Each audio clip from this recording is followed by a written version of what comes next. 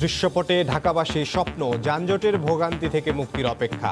Metro রেলের trial রানের দ্বিতীয় দফায় চলল প্রথম 4টি স্টেশনে। আমাদের সামনে দিয়ে যাচ্ছে, আমাদের দেখতে খুব ভালো লাগতেছে। আমরাও একদিন উঠবো, আনন্দে ঘুরবো সবাই ফ্যামিলি সহ। যে কোনো জায়গায় আমি যদি যেতে চাই আমার টাইমলি পৌঁছাতে পারি না, কিন্তু এখন তার সেটা হবে না। মতিঝিল যেতে 2 থেকে 3 ঘন্টা লাগতো, 15-20 মিনিটে যেতে পারবো, এটা আমার আনন্দ ভোগ করতেছি। 30,000 কোটি টাকা ব্যয়ে ঢাকা থেকে তামাবিল পর্যন্ত বিশ্বমানের সড়ক, শিগগিরই নির্মাণ কাজ শুরু। ভৈরব পর্যন্ত অলরেডি টেন্ডার হয়ে গেছে। সিলেটের যে শেরপুর থেকে লালাবাজার অংশ এবং মাধবপুর থেকে বারমারির অংশ, এটা প্রস্তুতি সম্পন্ন। দেখছিলেন প্রধান শিরোনাম। রাত 11টার সময় সঙ্গে আছি আমি ইমদাদুল হক। এবার অন্যান্য শীর্ষ সংবাদ। আমার আম্মু, আমার ভাই, আমার খালাম্মা আর আমার বোন হানি তোলা আছে। তুরাগে ট্রলার ডুবির ঘটনায় মা ও 2 শিশু সন্তান সহ 5 জনের লাশ উদ্ধার, এখনো নিখোঁজ 2। স্রোতের কারণে প্রায় 10 ঘন্টা পর অভিযান স্থগিত। ভাষান্তরে রোহিঙ্গা স্থানান্তরে আনুষ্ঠানিক স্বীকৃতি জাতিসংঘের, জানুয়ারির মধ্যে পাঠানো হবে 80,000। মহিবুল্লাহ হত্যাকাণ্ডে ব্যাহত হবে না প্রত্যাবাসন। অবশেষে 7 মাস পর ভারতের সেরাম পাঠালো 10 লাখ ডোজ অক্সফোর্ড অ্যাস্ট্রাজেনেকার টিকা, কাটল আমদানি জটিলতা। হাঁস নিয়ে গেছে কমিশনারের লোকজন। ক্লাবের প্লাবন আছে কিছু দেখাশোনা করছে, দেখাশোনা করার পরে তারা হাঁস খাইয়া বলেছে। বর্ষা বাড়ার আগে গায়েব হাঁস, কাজে আসছে না দক্ষিণ সিটির হাঁস থেরাপি। অবাস্তব বলছেন বিশেষজ্ঞরা। জলাধার পরিষ্কার না রাখলে মামলা ও জরিমানার হুঁশিয়ারি। এবং প্রিন্স মুসার লিগ্যাল অ্যাডভাইজার ও কাস্টোডিয়ান দাবি আব্দুল কাদেরের, বনে গেছেন বিপুল সম্পত্তির মালিক। সংশ্লিষ্টতা খতিয়ে দেখছে পুলিশ।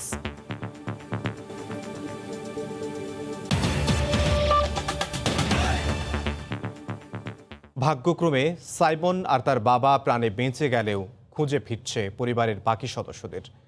রাজধানীর আমিনবাজারে কয়লার ঘাটে তুরাগ নদে যাত্রীবাহী ট্রলার ডুবির ঘটনায় মা ও 2 শিশু সন্তান সহ 5 জনের লাশ উদ্ধার করা হয়েছে। এখনও নিখোঁজ রয়েছেন 2 জন। স্রোতের কারণে প্রায় 10 ঘন্টা পর উদ্ধার অভিযান স্থগিত করেছে ফায়ার সার্ভিস। জীবিত উদ্ধার করা হয়েছে 11 জনকে। যাচ্ছে না হিমড়ে শেখা দেয়া এই সারি যাচ্ছে, এই সারি আগুল ঘুরেছি, ঘুরে মাঝে পড়ছে, এই যে স্টিল আইসে বলে আমার আম্মু, আমার ভাই, আমার খালাম্মা আর আমার বোন হানি তোলা আছে। চোখের সামনে মা আকলিমা বেগম ও 7 বছর বয়সী বোন জুইকে ডুবতে দেখেছে 10 বছরের সাইমন। আমিনবাজার থেকে পরিবারের 5 সদস্য নিয়ে আত্মীয়ের বাড়ি ফিরছিল সাইমন, কিন্তু বেপরোয়া গতিতে বিপরীত দিক থেকে আসা বালখেডের ধাক্কায় ডুবে যায় তাদের ট্রলার। বাবা ও সাইমন বেঁচে গেলেও ফেরেনি মা বোন। আপনার বুটে লোকে লাগছে পরে নৌকা গেছে খাইতেও দেয়, নৌকার মাঝে বুট গেছে, বড় বুট গেছে বাদে নৌকা গেছে ডুবিয়া। আমার বাড়ি উলি, আমার বাচ্চা, আমার এক মাইয়া আছে, আমার এক শালি, আমার এক শালির বেড়া, আমরা সময় গেছে 5 জন। ফায়ার সার্ভিস বলছে শনিবার সকাল 8:50 তারা ট্রলার ডুবির খবর পান। শুরু হয় উদ্ধার অভিযান। 4টি বোটে করে 7 জন ডুবুরি 10 ঘন্টার চেষ্টায় 18 জন যাত্রী নিয়ে ডুবে যাওয়া ট্রলারের 4 শিশু ও 1 নারী সহ 5 জনের মরদেহ উদ্ধার করে। ফায়ার সার্ভিসের ডুবুরি টিম এই 5টা ভিকটিমকে আমরা নদী থেকে উদ্ধার করতে সক্ষম হয়েছি। 2 জন মিসিং আছে। কালকে ভোরে আমাদের উদ্ধার অভিযান শুরু হবে এবং আমাদের 4টা ইউনিট এখানে থাকবে। বর্গেটটি পুলিশের সাথে যোগাযোগ করে তারা এটাকে শনাক্ত করার জন্য চেষ্টা করছে।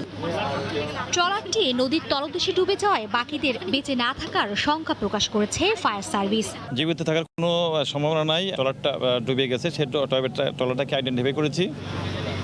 যাত্রীবাহী ট্রলারটিকে ধাক্কা দেয়া বালখেডটি বেপরোয়া গতিতে চলছিল বলে জানিয়েছে বিআইডব্লিউটিএ। বালখেডটা এখানে আক্রমণ করেছে বা যেটা নিহত করেছে, এই নৌকাটা ডুবিয়েছে, তাকে ধরার জন্য আমরা চেষ্টা করছি এবং তার বিরুদ্ধে আমরা মেরিন কোডে মামলা দায়ের করব। আলু স্বল্পতা ও তীব্র স্রোতের কারণে প্রথম দিনের উদ্ধার অভিযান সমাপ্ত করে ফায়ার সার্ভিস। ঘটনা তদন্তে কমিটি গঠন করেছে বিআইডব্লিউটিএ। মার্জিয়া মুমু, সময় সংবাদ, ঢাকা। আবারও রাজধানীবাসী দেখল স্বপ্নের মেট্রো রেল। সকালে দ্বিতীয়বারের মতো ট্রায়াল সম্পন্ন করল কর্তৃপক্ষ। ট্রায়ালে 4টি স্টেশন ঘুরে উত্তরার দিয়াবাড়িতে ডিপোতে ফিরে যায় মেট্রো রেল। স্বপ্নের মেট্রো রেলের অগ্রগতিতে যানজট থেকে মুক্তির অপেক্ষায় নগরবাসী। তোয়াখান তামিমের রিপোর্ট। নগরে মেট্রো রেল হুইসেল বাজিয়ে লাল সবুজ আর সাদার মিশেলে মেট্রোর কোচ যখন ভায়াডাক্ট স্পর্শ করে দৃশ্যপটে তখন নগরবাসীর স্বপ্ন। এই স্বপ্নকে আরেকটু এগিয়ে নিতে দ্বিতীয় দফায় ট্রায়াল। স্বপ্নের যাত্রা যেন নির্বিঘ্ন নিরাপদ হয়, তাই তো বারবার এই উদ্যোগ। সংশ্লিষ্টরা বলছেন, বাণিজ্যিকভাবে যাত্রার পূর্বে কিছুদিন পরপরই এভাবে চলবে নগরের কাঙ্ক্ষিত গণবাহন। শনিবার সকাল 10:30টায় মেট্রো রেলের উত্তরা দিয়াবাড়ি ডিপো থেকে 6টি কোচ নিয়ে শুরু হয় স্বপ্নযাত্রার পরীক্ষামূলক যাত্রা। মেট্রোর উপস্থিতি জানান দিতেই উচ্ছ্বাস আর আবেগে উদ্ভাসিত হন নগরবাসী। আমাদের সামনে দিয়ে যাচ্ছে, আমাদের দেখতে খুব ভালো লাগতেছে। আমরাও একদিন উঠবো, আনন্দে ঘুরবো সবাই ফ্যামিলি সহ। যানজটে নাকাল নগরবাসীর প্রত্যাশা, খুব শিগগিরই চালু হবে মেট্রো রেল, বাঁচবে সময় আর অর্থ। যে কোনো জায়গায় আমি যদি যেতে চাই আমার টাইমলি পৌঁছাতে পারি না। আগে আমরা এখান থেকে মতিঝিল যেতে 2 থেকে 3 ঘন্টা লাগতো, অল্প সময়ের ভিতরে 15-20 মিনিটে যেতে পারবো, এটা আমার আনন্দ ভোগ করতেছি। এর আগে গত 29 আগস্ট শুরু হয় আনুষ্ঠানিক ট্রায়াল। আগামী বছরের দেশের প্রথম উড়াল ট্রেনের বাণিজ্যিকভাবে যাত্রা শুরুর কথা রয়েছে। নগরবাসীর একসময়ের লালিত স্বপ্ন এখন বাস্তবতার দোরগোড়ায়। একটু একটু করে ভায়াডাক্টের ওপরে লাল সবুজের মিশেলে মেট্রো কোচ জানান দিচ্ছে, খুব বেশি দেরি নয়, যেদিন শহরের মেট্রো ধরে নগরবাসী যাবে গন্তব্যে আপন আলোয় উদ্ভাসিত হয়ে। তোহা খান তামিম, সময় সংবাদ, ঢাকা। বদলে যাচ্ছে ঢাকা থেকে তামাবিলের 265 কিলোমিটার সড়ক। সব মিলে এই প্রকল্পে ব্যয় হবে 30,000 কোটি টাকার মতো। প্রধানমন্ত্রী শেখ হাসিনা গত 16 ফেব্রুয়ারি জাতীয় অর্থনৈতিক পরিষদের নির্বাহী কমিটি একনেকের সভায় এই সড়ক উন্নয়ন প্রকল্প অনুমোদন দেন। ইতোমধ্যে কয়েকটি অংশের টেন্ডার সহ বিভিন্ন কাজ অনেক দূর এগিয়েছে বলে জানান পররাষ্ট্রমন্ত্রী। বিস্তারিত ইকরামুল কবিরের রিপোর্টে ছবি তুলেছেন দিগেন সিংহ। এ যেন স্বপ্নের প্রতিফলন। যে সড়ক দেশের বাইরের দেশগুলোতে দেখা যায়, সেই সড়কই দেখা যাবে ঢাকা সিলেট তামাবিল সড়কে। উপ আঞ্চলিক যোগাযোগ, বিশেষ করে ভারত, মিয়ানমার, নেপাল, ভুটান এবং চীনের সঙ্গে যোগাযোগের জন্য ভৌগোলিকভাবে বাংলাদেশ কেন্দ্রবিন্দুতে রয়েছে। এসব বিবেচনায় প্রকল্পটি বিশেষভাবে গুরুত্ব দিচ্ছে সরকার। ঢাকা সিলেট 4 লেনের কাঙ্ক্ষিত প্রকল্পটি ফিজিবিলিটি হয় 2015 সালে। বাঁক সরলীকরণ সহ অধিক মাত্রার ট্রাফিক বিবেচনায় এনে 80 কিলোমিটার গতিবেগ নিশ্চিত করা হবে। প্রকল্পে ঢাকা থেকে সিলেট হয়ে তামাবিল পর্যন্ত 265 কিলোমিটার 6 লেনে রূপান্তর করা হবে। ভৈরব পর্যন্ত অলরেডি টেন্ডার হয়ে গেছে। সিলেটের যে শেরপুর থেকে লালাবাজার অংশ এবং মাধবপুর থেকে বারমাবাড়ির অংশ, এটা প্রস্তুতি সম্পন্ন। সড়ক নির্মাণের কাজ খুব শীঘ্রই শুরু হবে বলে জানালেন পররাষ্ট্রমন্ত্রী। হবিগঞ্জ ও সিলেটের জমি অধিগ্রহণের কাজ শেষ না হওয়ায় এই অংশের কাজের আগে ঢাকা থেকে ব্রাহ্মণবাড়িয়া অংশের কাজ শুরু হয়ে যাবে। ভূমি অধিগ্রহণের প্রস্তাব এখনো আসেনি, তবে আসার সাথে সাথে ভূমি অধিগ্রহণের কাজটি সমাধান করা যায় সে বিষয়ে জেলা প্রশাসন সার্বিক প্রচেষ্টা গ্রহণ করবে। মূল সড়কের উভয় পাশে ধীর গতির যান চলাচলের জন্য 5.5 মিটার প্রশস্ত সড়ক সহ প্রকল্পের আওতায় 66টি সেতু, 305টি কালভার্ট, 60টি ফ্লাইওভার বা ওভারপাস, 6টি রেলওয়ে ওভারপাস থাকবে। ইকরামুল কবির, সময় সংবাদ, সিলেট। নানা বিতর্কের পর এবার আন্তর্জাতিক স্বীকৃতি পেল ভাষাঞ্চর। এখানকার রোহিঙ্গাদের সব ধরনের মানবিক সহায়তা দিতে বাংলাদেশ সরকারের সঙ্গে সমঝোতা স্মারক সই করল জাতিসংঘের শরণার্থী বিষয়ক সংস্থা UNHCR। এর ফলে খাদ্য, শিক্ষা, জীবিকা সহ নানা সুবিধা নিশ্চিত হওয়ার কথা বলছে জাতিসংঘ। আগামী 3 মাসের মধ্যে আরও 80,000 রোহিঙ্গাকে ভাষাঞ্চরে নেয়ার কথা জানিয়েছে দুর্যোগ মন্ত্রণালয়। এহসান জুয়েলের রিপোর্ট। কক্সবাজারে থাকা 11 লাখের মধ্যে 1 লাখ রোহিঙ্গাকে সরিয়ে নিতে ভাষাঞ্চরে নেওয়া হয়েছে নতুন প্রকল্প। প্রাকৃতিক ঝুঁকি, মূল জনপদ থেকে বিচ্ছিন্নতা, নিরাপত্তা সহ নানা ইস্যুতে শুরু থেকে এর বিরোধিতা করে জাতিসংঘ সহ আন্তর্জাতিক সংস্থাগুলো। তবে অটল থাকে বাংলাদেশ। একসময় OIC পশ্চিমা দেশগুলোর পাশাপাশি ভাষাঞ্চর পরিদর্শন করে জাতিসংঘের প্রতিনিধিরাও সেখানকার সুযোগ সুবিধা দেখে অবশেষে বাংলাদেশের যুক্তি মেনে নিতে বাধ্য হয় তারা। শনিবার দুপুরে তাই আনুষ্ঠানিক চুক্তি করে দুই পক্ষ। দুর্যোগ ও ত্রাণ মন্ত্রণালয়ের সচিব ও ইউএনএইচসিআর এর আবাসিক প্রতিনিধি নিজ নিজ পক্ষে চুক্তি স্বাক্ষর করেন। বলেন এখন নিশ্চিত হবে সব ধরনের সুবিধা। আগামী জানুয়ারি মাসের মধ্যে আরও ৮০,০০০ রোহিঙ্গাকে নিয়ে যাওয়া হবে ভাসানচরে। এই এমইউ স্বাক্ষরের মাধ্যমে জাতিসংঘের সংস্থাসমূহ কর্তৃক কক্সবাজারের মতো ভাসানচরও সকল মানবিক সহায়তা পরিচালিত হবে। কক্সবাজারের মতো ভাসানচরেও আমাদের মূল লক্ষ্য হবে রোহিঙ্গাদের নিরাপদ, সম্মানজনক ও স্বেচ্ছায় প্রত্যাবাসনের জন্য প্রস্তুত করে তোলা। রাখাইনেও সব ধরনের সুযোগ সুবিধা তৈরি করতে আমরা কাজ করছি। তবে বাংলাদেশের পক্ষ থেকে মূল তাগিদ ছিল দ্রুত মিয়ানমারে প্রত্যাবাসন নিশ্চিত করতে কাজ করার উপর। বিশাল একটা বাজেটের ব্যাপার। লোকাল এনজিওদের যে ফান্ড, তারা জানিয়েছে যে তারা তাদের কন্টিনিউ করতে অসুবিধা হবে। ফাইনালি তারা সমঝোতায় আসে যে এখানে ইউএনএইচসিআরকে হ্যান্ডওভার নিতে হবে। জাতিসংঘ দায়িত্ব নেওয়ার পর ভাসানচরে বিভিন্ন দেশ ও দাতা সংস্থার পক্ষ থেকে দেয়া অর্থের যোগান হবে সমন্বিতভাবে। ইহসান জুয়েল, সময় সংবাদ, ঢাকা। রোহিঙ্গা নেতা মুহিবুল্লাহ হত্যাকাণ্ড অনাকাঙ্ক্ষিত ঘটনা, এটি প্রত্যাবাসন প্রক্রিয়া ব্যাহত করবে না বলে মন্তব্য করেছেন পররাষ্ট্র সচিব। আর অতিরিক্ত শরণার্থী ত্রাণ ও প্রত্যাবাসন কমিশনার জানালেন, জাতিসংঘ বাংলাদেশ সমঝোতা স্মারক সই হওয়ায় দ্রুত ভাসানচরে ১ লাখ রোহিঙ্গাকে স্থানান্তর করা হবে। বিকেলে রোহিঙ্গা ক্যাম্প পরিদর্শন শেষে কথা বলেন তারা। এদিকে উখিয়া ক্যাম্প থেকে Arakan Rohingya salvation army Archer সদস্য ৫ রোহিঙ্গাকে আটক করা হয়েছে। গেল ২৯ সেপ্টেম্বর রাতে লম্বাশিয়া ক্যাম্পে নিজের অফিসে একদল দুর্বৃত্তের গুলিতে নিহত হন রোহিঙ্গা নেতা মুহিবুল্লাহ। এরপর ক্যাম্পের নিরাপত্তা জোরদারে বাড়ানো হয় আইনশৃঙ্খলা রক্ষা বাহিনীর সদস্য সংখ্যা। এই হত্যাকাণ্ড এবং ক্যাম্পের সার্বিক পরিস্থিতি পর্যবেক্ষণে শুক্রবার কক্সবাজার আসেন পররাষ্ট্র সচিবের নেতৃত্বে ৪ সদস্যের প্রতিনিধি দল। শনিবার ক্যাম্প ও নিহত মুহিবুল্লাহর অফিস পরিদর্শন করে রোহিঙ্গা প্রতিনিধি ও সংশ্লিষ্ট নানা পর্যায়ের কর্মকর্তাদের সাথে বৈঠক করেন তারা। খোঁজখবর নেন মুহিবুল্লাহর পরিবারেরও। রোহিঙ্গা ক্যাম্প পরিদর্শন শেষে বিকেলে কক্সবাজার বিমানবন্দরে সাংবাদিকদের মুখোমুখি হন পররাষ্ট্র সচিব মাসুদ বিন মোমেন। তিনি বলেন, মুহিবুল্লাহ হত্যাকাণ্ডে প্রত্যাবাসন প্রক্রিয়া ব্যাহত হবে না। আজকেই আপনার এই ভাসানচরে কিভাবে জাতিসংঘ পার্টিসিপেট করবে বা এঙ্গেজড হবে সেটার একটা চুক্তি স্বাক্ষরিত হয়েছে ঢাকাতে। আমরা মনে করছি না যে মুহিবুল্লাহর মৃত্যুর এই যে আপনার অকাল মৃত্যুতে রিপ্যাট্রিয়েশনটা সেইভাবে ব্যাহত হবে। এদিকে দ্রুত ভাসানচরে ১ লাখ রোহিঙ্গাকে স্থানান্তরে প্রস্তুত বলে জানান অতিরিক্ত শরণার্থী ত্রাণ ও প্রত্যাবাসন কমিশনার। আমরা আশা করা যায় শীঘ্রই তারা তাদের কার্যক্রম শুরু করবে। এর মধ্যে তারা ইতিমধ্যে তাদের প্রাথমিক কাজ পরিকল্পনা শুরু করেছে। সরকারের যে পরিকল্পনা এখন প্রায় ২০,০০০ মতো গেছে, ১ লক্ষ নিয়ে যাওয়ার পরিকল্পনা। এদিকে কক্সবাজারের উখিয়ায় ক্যাম্প থেকে Arakan Rohingya salvation army Archer সদস্য ৫ রোহিঙ্গাকে আটক করা হয়েছে। তাদের বিরুদ্ধে ক্যাম্প এলাকায় চাঁদাবাজি, হত্যা, অপহরণ সহ বিভিন্ন অপরাধের অভিযোগে উখিয়া থানায় একাধিক মামলা রয়েছে বলে জানিয়েছে এপিবিএন। সময় সংবাদ, কক্সবাজার। অবশেষে ৭ মাস পর ভারতের সেরাম ইনস্টিটিউট পাঠালো ১০ লাখ ডোজ অক্সফোর্ড অ্যাস্ট্রাজেনেকার টিকা। বিকেলে হযরত শাহজালাল আন্তর্জাতিক বিমানবন্দরে ভারত থেকে টিকা দেশে পৌঁছায়। ক্রয় চুক্তির আওতায় ৩ কোটির মধ্যে ৮০ লাখ টিকা হাতে পেল বাংলাদেশ।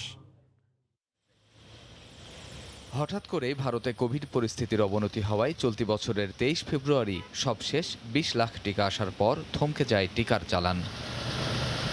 অবশেষে ৭ মাসের অচলাবস্থা ভেঙে ভারতের সেরাম ইনস্টিটিউটের সঙ্গে বেক্সিমকোর চুক্তি করা বাণিজ্যিকভাবে ১০ লাখ কোভিশিল্ডের টিকা শনিবার সন্ধ্যায় দেশে পৌঁছে। এর মাধ্যমে চুক্তি অনুযায়ী ৩ কোটির মধ্যে অক্সফোর্ড অ্যাস্ট্রাজেনেকার ৮০ লাখ ডোজ পেল বাংলাদেশ। ভারতের সেরাম ইনস্টিটিউট থেকে অক্সফোর্ড অ্যাস্ট্রাজেনেকার ৩ কোটি ডোজ কোভিশিল্ড কিনতে গত বছরের নভেম্বরে ত্রিপক্ষীয় চুক্তি করে সরকার। চুক্তি অনুযায়ী প্রতি মাসে ৫০ লাখ টিকা আসার কথা ছিল। গত ২৫ ফেব্রুয়ারি প্রথম চালানে ৫০ লাখ ডোজ হাতে পায় বাংলাদেশ। কামরুজ্জামান মামুন, সময় সংবাদ, ঢাকা। মশা বাড়তে ১ বছর আগে হাঁস থেরাপি শুরু করে সিটি কর্পোরেশন, কিন্তু সেই হাঁসের এখন আর দেখা মিলছে না। এলাকাবাসী বলছেন, কোথাও দূষিত পানি, আবার কোথাও রক্ষণাবেক্ষণের অভাবে মারা গেছে অনেক হাঁস। যদিও নগর কর্তৃপক্ষের দাবি হাঁস থেরাপিতে কমেছে মশা। কীটতত্ত্ববিদরা বলছেন, মশা মারতে এমন উদ্ভট কৌশল অবাস্তব। নুরুল আলম নয়নের ক্যামেরায় বিস্তারিত, নাজমুস সালেহীর রিপোর্টে। রমনা পার্কের লেকে মশা মারতে ছাড়া হয় ৭৫টি হাঁস।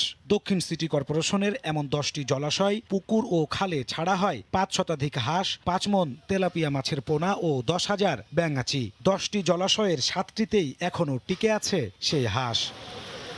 এর ভিন্ন চিত্রও আছে। এই পানিতেই মশা মারতে ছাড়া হয়েছিল বেশ কিছু হাঁস, তেলাপিয়া মাছ আর ব্যাঙ। স্থানীয়রা বলছেন কদিন না যেতেই পানির বিষক্রিয়ায় মারা যায় সবগুলোই। পুরান ঢাকার ড্রেনের কেমিক্যাল মিশ্রিত পানি, ঘরের ময়লা আবর্জনা সবই ফেলা হয় এই পানিতে। এই পানিতে নামানো হাঁসগুলোর একটিও জীবিত নেই, মারা গেছে তেলাপিয়া আর ব্যাঙাচিও। ময়লা পানি আছে সব, এটার কারণে মাছ ব্যাঙ যা আছে সব মারা গেছে। হাঁস এবং মাছ এগুলো সব মারা গেছে। মহানগর নাট্যমঞ্চের এই পুকুরেও মার্চ মাসে ছাড়া হয় 70টি হাঁস। 8 মাসের মাথায় গিয়ে পাওয়া গেল না হাঁসের দেখা। হাঁস নিয়ে গেছে কারা? কমিশনারের লোকজন দেখাশোনা করছে, দেখাশোনা করার পরে তারা হাঁস খায় বলেছে। এখানকার 2টি চৌবাচ্চাতে ছাড়া হয়েছিল কয়েক কেজি তেলাপিয়া আর ব্যাঙাচি। চৌবাচ্চাগুলো এখন পানি শূন্য। মশা আছে মানে প্রচুর পরিমাণে, এখানে প্রচুর মশা ভাই। তবে সিটি কর্পোরেশন বলছে হাঁস থেরাপির সুফল মিলতে শুরু করেছে। কিউলেক্স মশা নিধনের ক্ষেত্রে আমরা বেশ কার্যকারিতা লক্ষ্য করেছি এবং এটা আমরা আগামী অর্থ বছরে এই কার্যক্রমগুলো আমরা অব্যাহত রাখবো। আর বিশেষজ্ঞরা বলছেন ভিন্ন কথা। হাঁস দিয়ে কিউলেক্স মশা কখনোই নিবারণ করা যায় নাই, এখনও যাচ্ছে না, ভবিষ্যতেও যাবে না, কারণ হাঁসের খাদ্য কিউলেক্স মশা লার্ভা না। পরীক্ষামূলক এই প্রকল্পের খরচ ধরা হয়েছিল 2,20,000 টাকা। নাজমুস সালেহী, সময় সংবাদ, ঢাকা। আসন্ন ইউনিয়ন পরিষদ নির্বাচনে বিএনপি স্বতন্ত্র পরিচয়ে অংশ নিচ্ছে বলে মন্তব্য করেছেন আওয়ামী লীগ সাধারণ সম্পাদক ওবায়দুল কাদের। তিনি বিএনপিকে প্রকাশ্যে দলীয় প্রতীকে নির্বাচনে অংশ নেওয়ার আহ্বান জানান। সকালে তার বাসভবনে ব্রিফিংয়ে কথা বলেন ওবায়দুল কাদের। ইউনিয়ন পরিষদ নির্বাচনে বিএনপি স্বতন্ত্র পরিচয়ের ঘোমটা পরে অংশ নিচ্ছে। ঘোমটা ছেড়ে প্রকাশ্যে দলীয় প্রতীকে নির্বাচনে অংশ নিয়ে সৎসাহস প্রদর্শন করুন। শেখ হাসিনার সরকারের উন্নয়ন অর্জনে দেশের মানুষ খুশি। বিএনপির আন্দোলনে জনগণ সাড়া দেবে না। বিএনপিকে আবারও পরিষ্কারভাবে আমরা জানিয়ে দিতে চাই, পরবর্তী নির্বাচনের ব্যাপারে সংবিধানের বাইরে যাওয়ার কোনো সুযোগ নেই। দলীয় নেতাদের পর এবার পেশাজীবী সংগঠনের সঙ্গে বৈঠক করেছে বিএনপির শীর্ষ নেতারা। আগামী নির্বাচনের প্রস্তুতি এবং বর্তমান রাজনৈতিক পরিস্থিতি ও জোট সম্প্রসারণের বিষয়ে তাদের মতামত জানাতে এই বৈঠক বলে জানা গেছে। বিকেল 4টায় দলের চেয়ারপারসনের গুলশান কার্যালয়ে 3য় দফায় 2য় দিনের মতো বৈঠক করে। গত মাসে 2 দফায় 6 দিন দলের বিভিন্ন স্তরের নেতাদের সঙ্গে শেষ বৈঠক করে বিএনপি। এরই ধারাবাহিকতায় চলতি সপ্তাহে গতকালও বৈঠক করেন নেতাকর্মীরা। বর্তমান রাজনৈতিক পরিস্থিতি ও আগামী দ্বাদশ সংসদ নির্বাচনের কর্মপরিকল্পনা ঠিক করতেই বিভিন্ন পর্যায়ে আলোচনা করছে বিএনপি। বৈঠকের সিদ্ধান্তের বিষয়ে শিগগিরই গণমাধ্যমকে জানানো হবে বলে জানিয়েছে দলের নেতারা। চট্টগ্রাম শাহ আমানত আন্তর্জাতিক বিমানবন্দরে 80 পিস স্বর্ণের বার সহ সিভিল এভিয়েশনের এক নিরাপত্তা কর্মীকে আটক করেছেন এনএসআই ও শুল্ক গোয়েন্দারা। স্বর্ণের বারগুলো নিয়ে পালিয়ে যাওয়ার সময় তাকে ধাওয়া করে আটক করা হয়। পরে কোমরের বেল্টে লাগানো অবস্থায় 5 কোটি টাকা মূল্যের বারগুলো জব্দ করে কাস্টমস। শেখাউত্তিপুর ক্যামেরায় কমলদে জানাচ্ছেন বিস্তারিত। এপিবিএন এবং শুল্ক গোয়েন্দা পরিবেষ্টিত হয়ে আছেন সিভিল অ্যাভিয়েশনের নিরাপত্তা কর্মী বেলাল উদ্দিন। তার কোমরে লাগানো অবস্থায় জব্দ হয়েছে প্রায় 10 কেজি ওজনের 80 পিস স্বর্ণের বার। মূলত বিমানবন্দরের টয়লেট থেকে সন্দেহজনকভাবে বের হওয়ার সময় শুল্ক গোয়েন্দা এবং এনএসআই কর্মীরা তাকে চ্যালেঞ্জ করলে বেলাল দৌড়ে পালিয়ে যাওয়ার চেষ্টা করে। পরে তাকে ধাওয়া দিয়ে আটক করা হয়। ওখানে পানি খাইতে যায়, দেখতেছি কিছু বস্তু পরে রয়েছে। আমি ওগুলো দেখতেছি, দেখে বাইরে এসেছি, তারপরে আমাদের এগুলো আমি কিছু খুলেও দেখি না এগুলো কি জিনিস ছিল স্যার, আমি নিয়ে বাইরেছি আর কি। বিমানবন্দর সূত্র জানায় দুবাই থেকে আসা বাংলাদেশ বিমানের একটি ফ্লাইটে স্বর্ণের চালান আসবে এমন তথ্য ছিল গোয়েন্দাদের কাছে। 10 মিনিটের ব্যবধানে ওমান এয়ার এবং বাংলাদেশ বিমানের 2টি ফ্লাইট অবতরণ করে শাহ আমানত বিমানবন্দরে। সেখানকার কোনো যাত্রী এই চালান টয়লেটে রেখে এসেছিল। তবে আটককৃত বেলাল উদ্দিন দাবি করেছেন টয়লেটের ঝুড়ি থেকেই এসব স্বর্ণের বার কুড়িয়ে পেয়েছিল। কোমরের বেল্টের নিচে আন্ডার বেল্টে পরে না যায়, বেল্টের মধ্যে সে টাইট করে এভাবে বাঁধতে রাখছে। ওই অবস্থায় 3 বান্ডিল মাল পাই, এটা এখন 180 পিস টোটাল। সে পাচার করতেছিল, তার কাছে একটাই কথা যে আমি ওয়াশরুমে পাইছি। আমাদের ধারণা নিচে কোনো যাত্রী আছে তাকে দিছে। ধরা পড়ার পরে প্রথমে সে ধস্তাধস্তি করে পালিয়ে যাওয়ার চেষ্টা করে। এরপরে সে বলে যে এটা বাথরুমের মধ্যে সে পরিত্যক্ত অবস্থায় পেয়েছে। এর আগে নাকি তাকে একদিন ওই সন্দেহজনকভাবে জিজ্ঞাসাবাদ করা হয়েছিল, ওই দিন কিছু পাওয়া যায়নি এই সেম পারসনকে। এই ঘটনায় পতেঙ্গা থানায় একটি মামলা দায়ের করা হয়েছে। কমল দে, সময় সংবাদ, চট্টগ্রাম। প্রিন্স মুসা বিন শমশেরের লিগ্যাল অ্যাডভাইজার এবং তার নগদ অর্থ ও বিভিন্ন স্থাপনার কাস্টোডিয়ান তিনি। তার আরেক পরিচয়, তিনি জনপ্রশাসন মন্ত্রণালয়ের অতিরিক্ত সচিব। এসব ভুয়া পরিচয় ব্যবহার করে প্রতারক আব্দুল কাদের গেল কয়েক বছরে বিপুল সম্পত্তির মালিক বনে গেছেন। তবে তার সঙ্গে মুসার আসলেই কোনো সম্পর্ক আছে কিনা তা খতিয়ে দেখছেন গোয়েন্দারা। রাজধানীর গুলশানের জব্বার টাওয়ারে ৬,৫০০ স্কোয়ার ফিটের অফিস আব্দুল কাদেরের। বৃহস্পতিবার রাতে এই অফিসে অভিযান চালায় গোয়েন্দা পুলিশ। গ্রেফতার করা হয় অতিরিক্ত সচিব পরিচয় দেয়া আব্দুল কাদের এবং তার স্ত্রী সহ ৪ জনকে। সংবাদ সম্মেলনে গোয়েন্দাদের দাবি, গেল কয়েক বছরে কোনো রকম বৈধ উপার্জন ছাড়াই বিপুল সম্পত্তির মালিক হয়েছেন তিনি। নোয়াখালীর সুবর্ণচরের ভূমিহীন কৃষক পরিবারে জন্ম নেয়া কাদের চলাফেরা করেন কোটি টাকার গাড়িতে। গুলশান ছাড়াও কারওয়ান বাজারে আছে তার অফিস। রাজধানীর বিভিন্ন এলাকায় একাধিক ফ্ল্যাট, গাজীপুরে 9তলা বাড়ি, পুবাইলে আছে বাগান বাড়ি। অন্তত 10টি ব্যাংকে রক্ষিত আছে কোটি কোটি টাকা। কাদের একসময় গানম্যান নিয়ে চলাফেরা করতেন, এখন অবশ্য সে নিজেই অস্ত্র ও ওয়াকিটকি নিয়ে চলাফেরা করেন। একটি বাড়ি একটি খামার প্রকল্পের মাধ্যমে কোটি কোটি টাকা আত্মসাতের প্রমাণ পেয়েছে পুলিশ। তার সাথে দেখা করার জন্য সে প্রাথমিকভাবে 50,000 টাকা ভিজিটিং ফি নেয়। 20 থেকে 25 কোটি টাকা পাওয়ার জন্য ডাউন পেমেন্ট হিসেবে সে 5 থেকে 10% টাকা নিয়ে এইভাবে প্রতারণা করে টাকাগুলি নিয়ে। ধনকুবের মুসা বিন শমশেরের লিগ্যাল অ্যাডভাইজার এবং তার সম্পত্তির কাস্টোডিয়ান হিসেবেও নিজেকে পরিচয় দেন তিনি। মুসা তাকে 20 কোটি টাকার চেকও দিয়েছেন। আমরা তো তার ডকুমেন্টটা দেখেছি, ডকুমেন্টে তার সাথে লেনদেনের যে সম্পর্কটা দেখেছি, সে 20 কোটি টাকা মুসা বিন শমশের তাকে দিয়েছে। কেন দিয়েছে আমরা তাকে তো জিজ্ঞাসাবাদ করব। এত বড় একটা কোম্পানি, একটা নন মেট্রিকুলারকে কেন সে অ্যাডভাইজার নিয়োগ দিল, এটা একটু আমরা দেখব। কাদেরের বিরুদ্ধে এর আগেও আরো হাফ ডজন মামলার তথ্য পেয়েছে পুলিশ। সে আরো কি প্রতারণার সাথে জড়িত? বুলবুল রেজা, সময় সংবাদ, ঢাকা। মাত্র একদিনের ব্যবধানে মোংলা বন্দরের দুবলার চরে ডুবে গেল পাথর বোঝায় একটি লাইটারেজ জাহাজ। ভাসমান অবস্থায় উদ্ধার করা হয়েছে জাহাজের 10 নাবিককে। মোংলা প্রতিনিধি মাহমুদ হাসানের পাঠানো তথ্য ছবি নিয়ে রিপোর্ট। কোস্টগার্ড জানায়, মোংলা বন্দরের বাইরে ফেয়ারওয়ে এলাকা থেকে 1200 মেট্রিক টন পাথর নিয়ে খুলনার দিকে যাচ্ছিল এমভি বিউটি লোহাগড়া 2 নামে একটি লাইটারের জাহাজ। শনিবার ভোরে দুবলার চর এলাকায় পৌঁছালে জাহাজটি চরে আটকা পড়ে। উদ্ধারের চেষ্টা করা হলে এক পর্যায়ে তলা ফেটে পানি ঢুকে যায়। খবর পেয়ে ঘটনাস্থলে পৌঁছে স্থানীয়দের সহায়তায় 10 নাবিককে জীবিত উদ্ধার করে কোস্টগার্ড। নৌ রুটে বাণিজ্যিক জাহাজ চলাচলে কোনো রকম বাধার সৃষ্টি হবে না।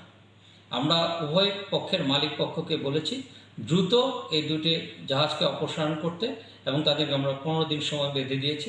এর আগে শুক্রবার মোংলার পশুর চ্যানেলের কানাইনগর এলাকায় তলা ফেটে সার বোঝায় একটি কার্গো জাহাজ ডুবে যায়। চিৎকার শুনে স্থানীয়দের সহায়তায় জাহাজের মাস্টার সহ 10 নাবিককে জীবিত উদ্ধার করা হয়। দুর্ঘটনার পর জাহাজটি উদ্ধারে কোনো তৎপরতা চোখে পড়েনি। পাশে 2টা কার্গো ছিল, কার্গো 2টা দেখলাম টেনে নিয়ে এসে চরে বাজাই দিল মাস্টার। তারপর আমরা মাস্টারকে উদ্ধার করে নিয়ে দিয়ে আসলাম। যত তাড়াতাড়ি সমাধান করা যায় এই ব্যবস্থা তো করতেই হবে। চলতি বছর 27 ফেব্রুয়ারি ও 30 মার্চ ডুবে যায় কয়লাবাহী 2টি কার্গো জাহাজ। প্রায়ই এমন দুর্ঘটনায় উদ্বিগ্ন ব্যবসায়ীরা। সময় সংবাদ, মোংলা। নিষেধাজ্ঞায় সঠিকভাবে সহায়তা না মেলায় বাধ্য হয়েই নদীতে যাচ্ছেন জেলেরা। পুলিশের হাতে আটক হওয়ার পর জামিন নিতে আবারও ঋণের জালে জড়াচ্ছে পরিবার। এতে করে বাড়ছে সংকট। তবে সংকটে থাকা জেলেদের দ্রুত খাদ্য সহায়তার আওতায় আনার আশ্বাস দিয়েছে মৎস্য বিভাগ। নাসিরুদ্দিন লিটনের তথ্য ও উৎপল দেবনাথের ছবি নিয়ে রিপোর্ট। চরফ্যাশনের মেঘনাপাড়ের মিয়াজানপুর গ্রামের সহোদর জেলে হাসান ও হাফিজের আয়ে চলে পরিবারের 12 সদস্যের সংসার। 4 অক্টোবর নিষেধাজ্ঞার পর তাদের আয়ের পথ বন্ধ। পেটের দায়ে বুধবার রাতে নদীতে ইলিশ ধরতে গিয়ে আইন শৃঙ্খলা রক্ষা বাহিনীর হাতে আটক হন হাসান, হাফিজ সহ 6 জন। ভ্রাম্যমাণ আদালত তাদের প্রত্যেকের 5,000 টাকা করে জরিমানা করেন। জরিমানার 10,000 টাকা ধার করে পরিশোধের পর 2 ভাই ফিরে আসলেও এখন ঋণের টাকা শোধ নিয়ে চরম দুশ্চিন্তায়। ঘরে অসুস্থ ছেলের চিকিৎসার খরচ জোগাতে নদীতে গিয়ে হাসানদের সাথে আটক হন একই এলাকার মোহাম্মদ জামাল ও মোতাহার সহ 6 জন। টাকার অভাবে শুক্রবার দুপুর পর্যন্ত তাদের ছাড়িয়ে আনতে পারেনি পরিবার।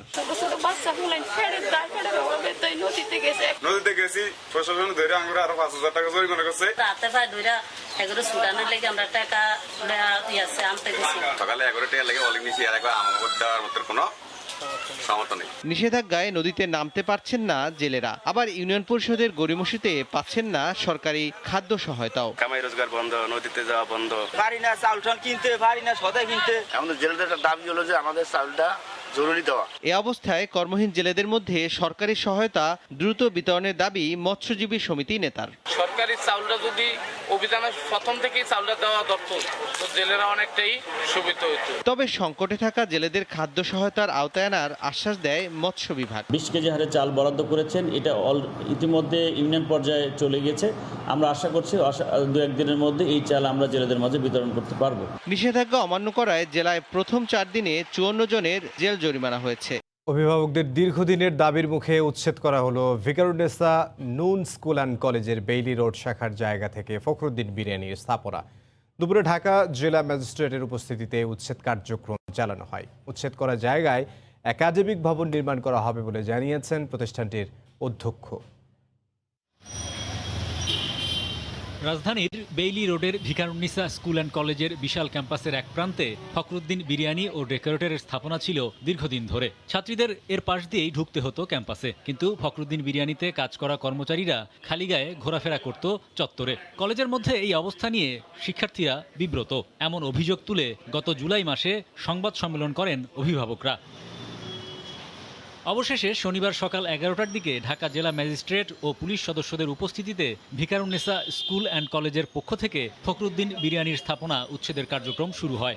একে একে বের করা হয় টিন শেডের বিশাল রান্নাঘরের সরঞ্জাম। ট্রাকে ট্রাকে মালপত্র দুপুরের মধ্যেই সরিয়ে নিতে থাকে তারা। ভাঙা হয় স্থাপনাও। চুক্তির মেয়াদ শেষ হলেও তারা স্থাপনা ছেড়ে চলে যেতে গড়িমসি করছিল বলেই উচ্ছেদ করা হচ্ছে বলে জানা যায়। যদিও ভিন্ন কথা বলছে ভাড়াটিয়া ফখরুদ্দিন বিরিয়ানির প্রতিনিধিরা। জোরপূর্বক কোনো নোটিশ নাই, কোনো কাগজ নাই উচ্ছেদের, এগুলি ছাড়াই তারা আমাদেরকে সব কিছু ভেঙে দিল। আমাদের এখন যে আমরা কোথায় যাব, আমাদের সব ব্যবসা বন্ধ হয়ে গেল। উচ্ছেদের বিষয়ে ক্যামেরার সামনে কথা বলতে রাজি না হলেও ভিকারুন্নিসা স্কুল অ্যান্ড কলেজের অধ্যক্ষ কামরুন নাহার জানান, সরকারের সিদ্ধান্তে উচ্ছেদ করা জায়গায় একাডেমিক ভবন নির্মাণ করা হবে। হরিপদ সাহা, সময় সংবাদ, ঢাকা। বিতর্কিত কৃষি বিল বাতিলের দাবিতে গেল 1 বছর ধরে ভারতে চলছে কৃষি আন্দোলন। এছাড়া লকডাউনে যখন সুপার স্টোরগুলো বন্ধ হয়ে যায়, তখন মুদি দোকানগুলোই ছিল ভরসা। উত্তর কলকাতার পূজা মণ্ডপের থিমে এবার ফুটে উঠেছে এমন বিষয়গুলো। বিশ্বজিৎ দাসের ক্যামেরায় সুব্রত আচার্যের রিপোর্ট। 1947 সালের পর থেকেই ভারতে কৃষকরা বিভিন্ন সময়ে আন্দোলন করে আসছেন। 47-এর পর থেকে শাসক বদলেছে, বদলায়নি কৃষকদের আন্দোলনের ছবিটা।